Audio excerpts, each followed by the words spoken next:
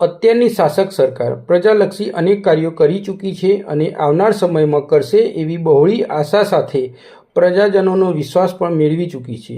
Road transport અને highway મંત્રી નીતિન ગડકરીજીના શાસનકાળમાં અનેક હાઈવેમાં અકલ્પનીય સુધારો જોવા મળ્યો છે અને સતત સુધારા ચાલુ જ છે।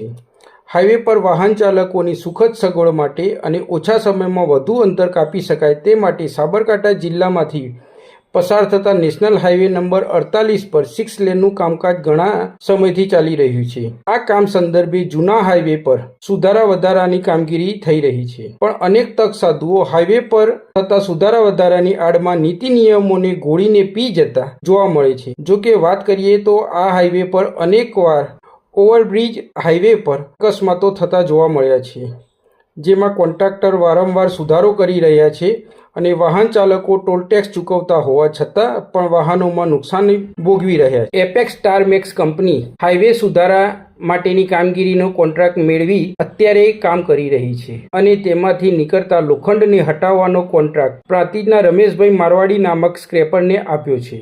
સ્ક્રેપર નિયમોને નેવે મૂકીને નેશનલ હાઈવે નંબર 48 પર ખાનગી કંપનીની ઘર વપરાશની ગેસની બોટલ અન્ય એક બોટલ સાથે ગેસ કટરથી લોખંડના સળિયા કાપી એકઠા કરી રહેતા જોવા મળી રહ્યા છે।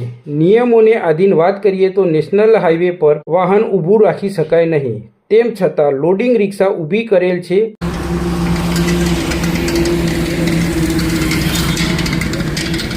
હાઈવે પર જ્વલનશીલ ગેસની બોટલ દ્વારા ગેસ કટરનો ઉપયોગ કરીને પોતાને મળતી મલાઈનો જ વિચાર કરીને કામગીરી કરી રહ્યો છે। નેશનલ હાઈવે પર જો જ્વલનશીલ ગેસ બોટલ દ્વારા બ્લાસ્ટ થશે તો જવાબદાર કોણ? Highway authority, Apex Star Max private limited company કે મલાઈ શેરવનાર રમેશભાઈ મારવાડી?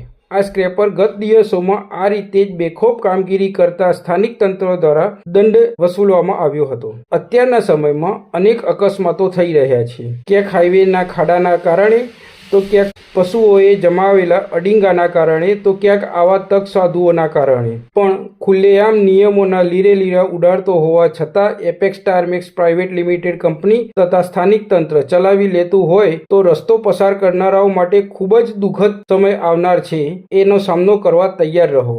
આ બાબતે તંત્રને જાણ કરીએ છીએ। હવે જોવું રહ્યું તંત્ર બેખોફ કામગીરી કરતા સ્ક્રેપર પર શું કાર્યવાહી કરે છે। ગૌતમ મિસ્ત્રી, સ્વદેશ ક્રાંતિ।